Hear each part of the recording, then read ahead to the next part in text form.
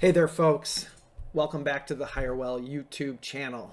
We know you don't want to miss out on any of the juicy tips regarding your job search, so make sure click that subscribe button below. And now, Hirewell Talent Insights presents how to think about remote and work from home opportunities.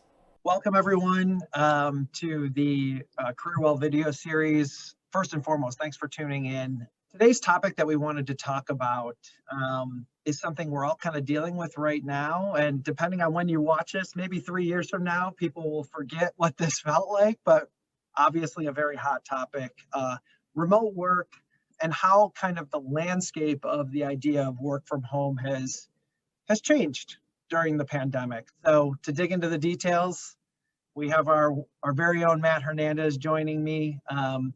Matt is a lead recruiter here at Hirewell. He is thankfully on my squad in managed recruiting. He is on the front lines of dealing with this exact topic, not only with our customers, but with our candidates.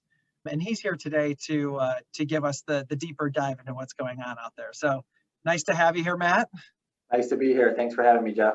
Excellent, excellent. Well, I wanted to break today's segment down into a few kind of key topics, and we're hoping that these kind of little pieces of information will be useful for you as a job seeker as you kind of navigate the waters of negotiating remote work, but also kind of what we're seeing on the customer side as well. So, topic one now, versus the pre-COVID world, like companies that were previously like 100% on site, or even, a hybrid model, have definitely moved to a more flexible work from home, by necessity, and by legislation sometimes. And I think they've probably reaped some rewards of that flexibility. What are you seeing out there in terms of, the market for, work from home and the types of opportunities that have opened for customers by implementing those strategies? Yeah, absolutely. I mean, I think, back into 2020 when all this started, a day or two remote was, glorious. I mean, it was great. A lot of people really enjoyed that. And I think that, for the most part, the talent pool was local. If companies in Chicago were looking, they were looking in Chicago because they did have some requirements of being on site. And, now I think companies have had to adapt to not only the current times, but as we're getting back into maybe a return to the workforce model, candidates and clients are at the forefront of trying to decide what makes the most sense for them. I think being 100% remote, you're seeing a lot of the candidates love that. And as you talk to them, they want that, moving forward. And, it might not work for everybody in terms of, hey, like, being 100% remote all the time or having to go into the office. So it's definitely a real challenge, I think, as you begin to start to align on the opportunities of both the interests and the clients of what makes sense. But, the companies that were pre-COVID, flexible, and even now moving more towards 100% remote policy, they're winning. I mean, they're taking advantage of all the best candidates, local, non-local. And I think that just, elevates not only the culture, but the ability of the teams and the resources you can have. So, I do think it's a win-win, but there are companies that aren't going to, be 100% remote, and that's okay too. And I think going into the office a couple of days a week, I definitely miss it. Seeing the Hirewell team collaborating, being with everybody, going to lunch, grabbing a burger, whatever it is. So I think for the most part, it's going to work out. But if companies can continue to have a day or two remote, or even, predominantly remote, and then most of the time, something that allows them to be the best candidates in the market. Yeah, totally. You mentioned something super interesting, and it's the idea that the companies that had already implemented some of these procedures at the beginning or prior to coronavirus were in some respects ready to help assimilate, folks into that structure versus, folks or companies that didn't have that structure of a policy have kind of had to learn how to do it on the fly. I think it's important for candidates to understand that the pendulum will swing the other way at some point. I think it's foolhardy to think that 100% remote structures are going to be, the end all be all wave of the future, because at the heart of any business is human interaction. And it manifests itself in different ways. So the other thing I heard you say was everything doesn't happen in a vacuum.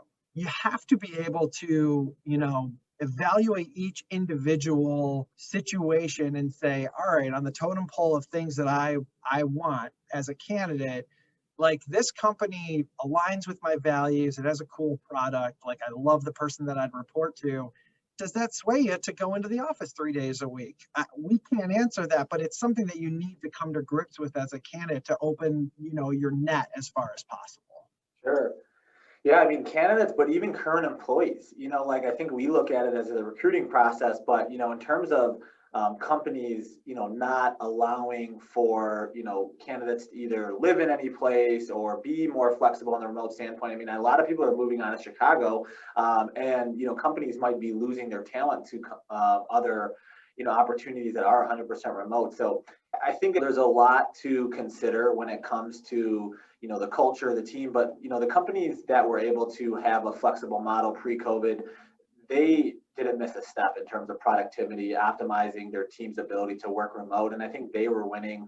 I think now for the most part, people are getting used to, logging into the VPN or having everything remote. But, it'll be interesting to see how individuals make decisions because, the interactions are a lot different. You're interviewed, you're hired, and you're working all through remote, technologies, and it's different. Like I think you lose out on a little bit of the intimacy that you're able to get, from the team when you are going in a day or two, or just having some of those kind of daily interactions. Yeah, absolutely. Super interesting thoughts. Topic 2, now that we're in this environment, and by we, everyone, right? The globe is in this, for the time being, remote or, at least somewhat remote culture. We've actually spoken to a ton of candidates that hadn't ever really worked a significant amount of time from a remote capacity. And I think you said before, had fantasized a little bit about how nice it would be to work from home. 12 months later, I've talked to a lot of those folks, and I feel like a sizable portion of them actually miss the day-to-day interactions and learning opportunities that in-person work provides. And I raised my head when you said, I mean, me included. I'm here now because I just kind of missed the view, maybe. I don't know. Are you seeing the same thing? And do you think that companies who don't want to go all the way remote, still stand a chance? Yeah, no, I mean, I can definitely identify with that. I mean, your view from the desk is a little bit better than mine, but I think it's still good to kind of be in the office. But, I think back to when I was able to work remote, pre-COVID, or even in the beginning, like it felt like I wasn't working, even though I was working tirelessly, all the time. Like it just felt different to me. And I was able to even have a day or so remote, and like you kind of felt removed a little bit from what that actual core like work feeling was. But I think the great thing is a lot of people are figuring out that, they can be productive. They are able to optimize things. But I do personally feel like they're missing out on a lot of, learning experiences. Like I learned a lot from just listening to other people in the office, or, hey, I had a tough time with a candidate or a client, and, the support of the hireable team being there to just kind of talk about it. Like, how do you email an entire conversation to somebody and say, hey, what should I do? You almost have to be there and kind of, freely talk through, or just get up and walk to someone's desk. So I definitely missed out on a lot of that because you get into your zone, you're in your bubble, and like, are you really applying yourself in a lot of ways? I don't know, like, being too comfortable can definitely hurt everyone on both sides of the companies, of the candidates. So it's definitely something to where like you should be okay with going into the office a day or two if the commute is acceptable. But there's just a lot of office space that's not being used. And I think that, for people to only want to go 100% remote, it changes the dynamic a little bit of just the internal culture. I've had the distinct pleasure of managing 2 teams at 2 companies. You all, obviously, up until the pandemic, we were on site pretty much every day, having a good time, fighting our battles together, getting good work done. And then prior to Hirewell, I had a remote team, and just personally speaking, as a manager, it's very difficult to manage and make sure that everyone is feeling supported, is productive. There are dynamics that make those on-site interactions really, really valuable. Again, as we continue to have this discussion, this isn't a situation where I feel like over time, one side is going to proverbially win over the other side. This is going to come down to everyone's personal threshold as to what makes their clock tick, so to speak. And when I talk to candidates, I say, look, if working remotely is like a priority number one, tell the hiring manager, tell the recruiter, tell them that like right off the bat, because they're going to be able to carve out the types of things and the types of opportunities that will be of interest. It will limit that pool. And I think it's our job to tell folks about the pitfalls of that. I think that it does. It all feels rosy when you haven't done it, but then when you've been secluded for 12 months and you haven't had the human interaction, I think, I'm not going to speak for everyone, but for me, like I was very much missing that stuff. And I do feel like I'm more productive when I have kind of the best of both worlds. So the third topic, so the companies that were either set up or have run to like 100% either hybrid or fully remote model, super picky, very, very picky, because they can, some companies are choosing globally, but at a minimum for US-based companies, they're looking, in the United States in some. They're not just, to your point, they're not just looking in Chicagoland anymore. So it's kind of this other side of the coin of the entire conversation that and we've talked about a few times, candidates, you need to understand that when you limit your search to only remote 100% of the time, it decreases the inventory of the jobs available and it increases your competition, because those are the jobs that everyone is going to be going after. So our customers always have, unfortunately, the next candidate mentality, and fair or not, that is the way it is. And there's always going to be another person applying. So what advice do you have to, that candidate pool out there who has looked at this as an opportunity to say, I'm never going back into an office again? It opens things up. If you were to look at, Chicago market, I'm not sure, maybe there's, 10, 20,000, people in a technologist standpoint, operating in the city. When a company locally was to find a candidate they know is good, they moved on them. And it gave the parameters of it, knowing what's good and what's not. And I think now, companies are looking at candidates and oh, well, we'll just find the next one. Or, you're dealing with all 50 states. And I think I've noticed that it gives them the inability to make a decision. And when you know your limitations and you've interviewed 10 candidates, you wither it down to 3 finalists, they make the decision and they're happy with that and they're content. And I think companies that are looking at 100% remote, they're inundated with this potential of candidates that are out there, and that is limiting their ability to just act when they see something good. And, obviously you're missing out on great candidates, but on the flip side, I think on the candidate side, it is a little bit of a different model as well, because they're a little bit more picky. They're a little bit more passive. They're casually looking for things across the whole United States. It just takes a long time to really not only understand who you're dealing with, but the team that they're hiring. You get certain understandings of what companies here are in Chicago that are the best, culture, technology. When you're looking remote, you don't really have any of those data points. So it kind of puts the candidate in the position of well, I'm not really sure. And, so it's unique for sure on that side. And I think both candidate and clients are limiting themselves and opening things up at the same time, but it just becomes harder to choose, which in itself, doesn't really result in the best situations.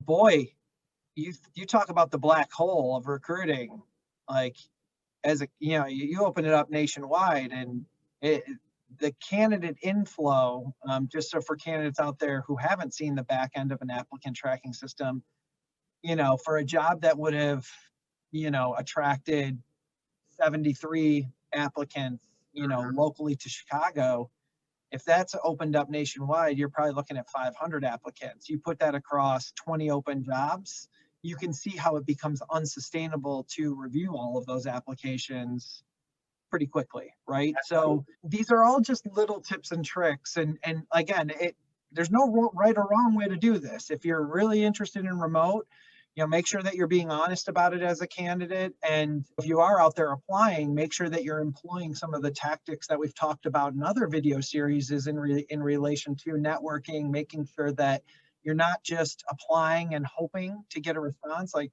network your way in, try and find some common ground with like the job poster or somebody internally. There's nothing wrong with that. In this day and age, networking is the key to the castle. So you just have to do it that much more because your competition is that much stiffer. Yeah, I mean, the networking is a good point because, I have friends and colleagues that have gone off to other places, and like most of them, have been either in Chicago, they have a hub here, or maybe they've gone, they've opened up offices in other states. But you kind of lose the ability to have some of those, networks because, your friends are going so many other places. It's kind of hard, how do I background check this company, this hiring manager? Is he or she good or not good? Like, what does that look like for me? You're kind of guessing in a lot of areas. There's a lot of uncertainty when you open things up, nationwide, and it's not a bad thing, but you kind of lose out on the data points that you've already gathered from the network or, local. And it's definitely a hard thing to navigate when making a decision. Do you look at something 100% remote?